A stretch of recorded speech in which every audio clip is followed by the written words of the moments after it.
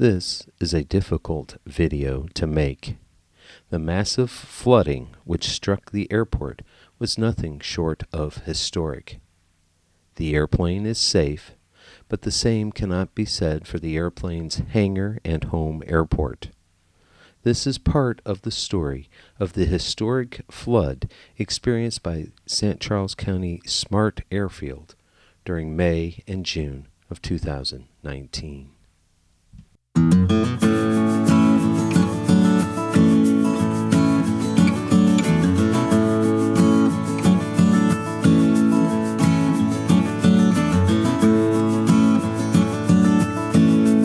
Well, it turned out that it was way too soon to move the airplane back to Smartt. We got home Sunday or Monday night. Flew into Smartt, put the airplane away. Had spent a couple days of cleaning up the hangar, and knew that the floodwater was going to start climbing, but all the predictions at the time said that it was going to hit about 27.9, which is, I start getting concerned at 28. But the last time the floodwater actually got into the hangar, a couple weeks ago, it was about 29 when it actually hit. So I started watching, and all of a sudden it got up to 31 as predicted. And that's going to be within the next 48 hours or so. So back to Creve Coeur we go. We're flying over to Creve Coeur. Here goes. As I watched the National Weather Service flood predictions, the news kept getting worse. They predicted a crest of 31 feet. Then they revised it to 33 feet.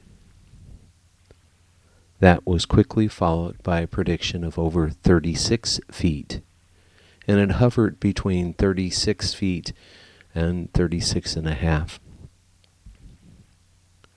Eventually, the river finally crested at 35.17 feet. That makes this the second worst flood ever on record.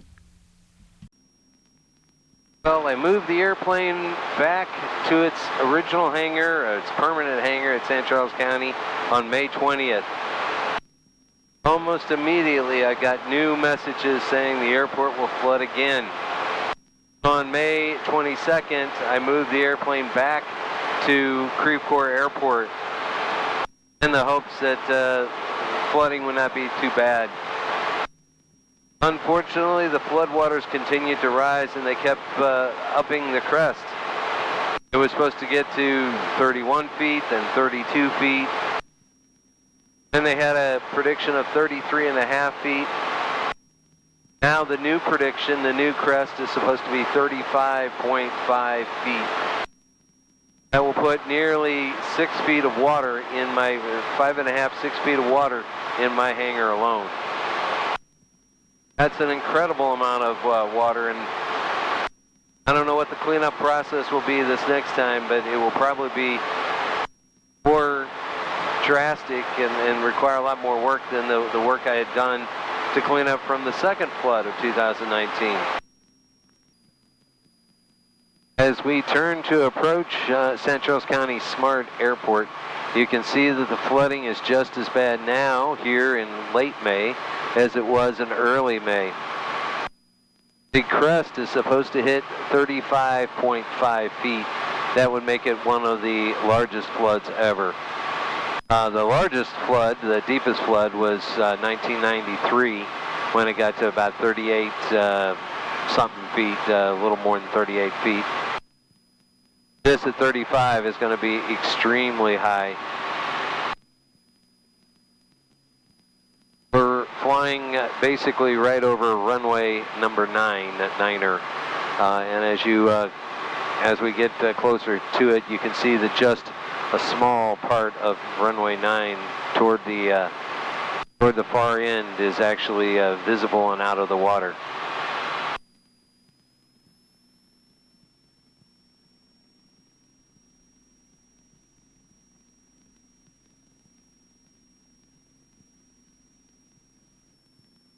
On this next approach, I'll fly a low pass over 36.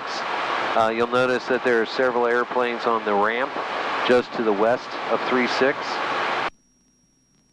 And it looks like there's a vehicle on the runway, actually a couple of vehicles on the runway.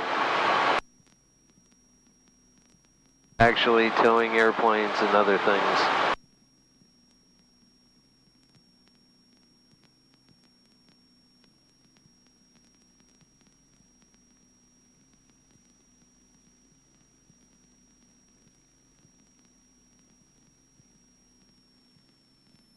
My hangar is off to the left. Its door is halfway, almost all the way open.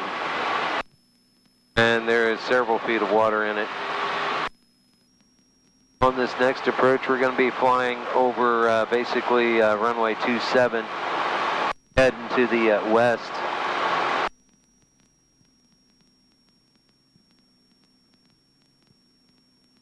Every building has water in it.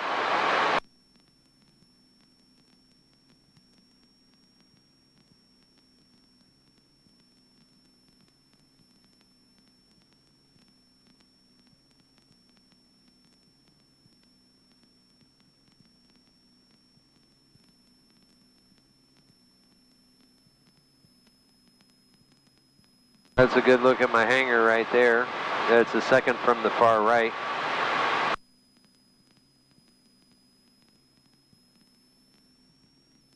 Here we go again. This time we're heading straight south. My hangar is going to be right below us. Here's some of the buildings. Most of these buildings do not normally flood. Still a lot of rescue efforts happening. There's a rental truck and a couple other trucks sitting in the water on the runway with small boats trying to rescue equipment and stuff like that.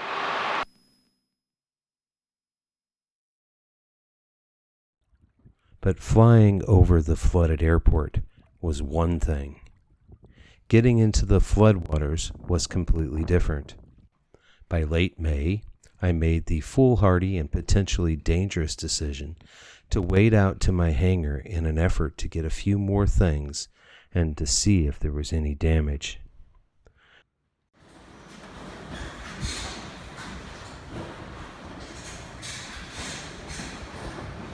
The current was very strong, but I was doing well until... That's right, I dropped my phone into the floodwaters.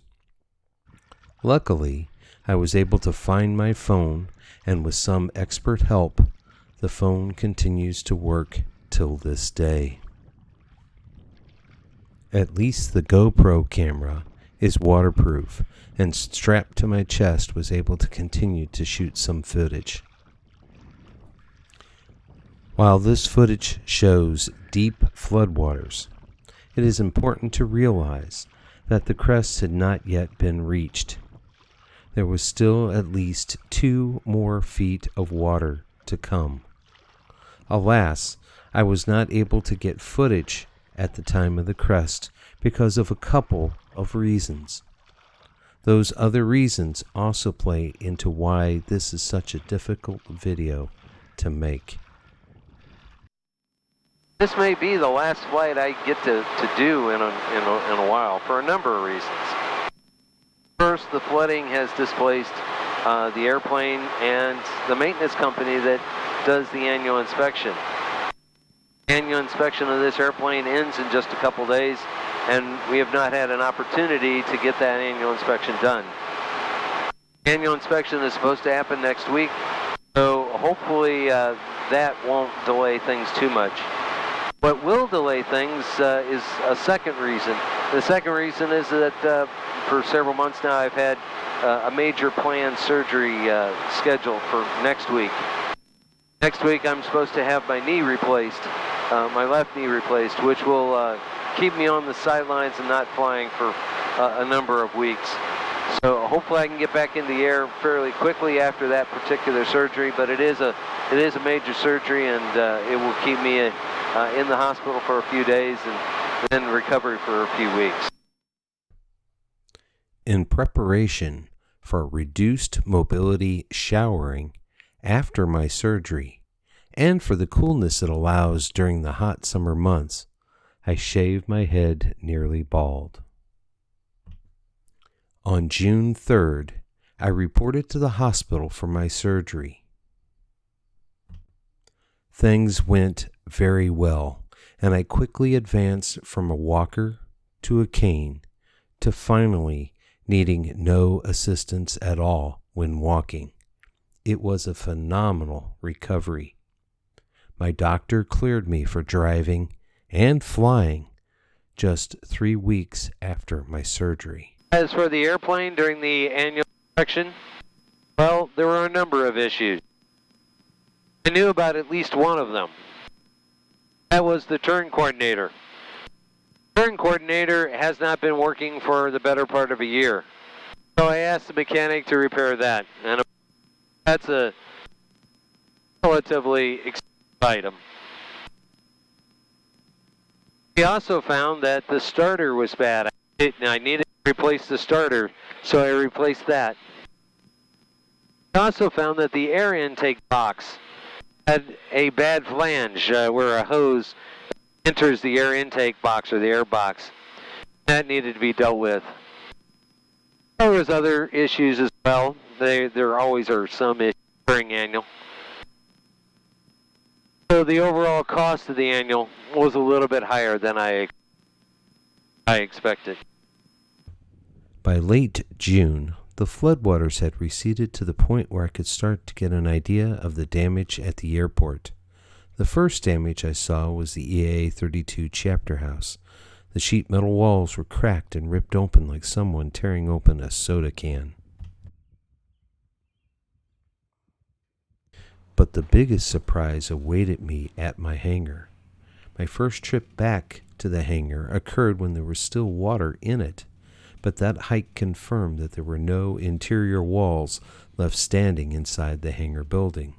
The flood current was just too strong, and the incredible force of the water ripped out the walls and scattered them into the adjacent farm fields.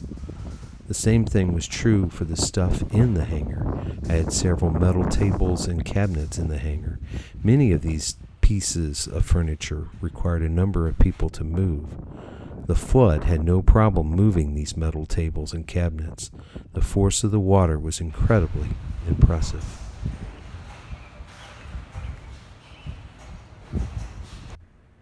The extent of the physical damage and the huge amount of debris scattered about was simply overwhelming. Cleanup efforts began quickly all over the airport, but the scope of the problem meant that it took more than a month to clean up my hangar to the point where I could move my airplane back there. When I first moved the airplane back to the airport, I simply tied the airplane down at the ramp. At least the airplane is now under a roof and protected against new storms.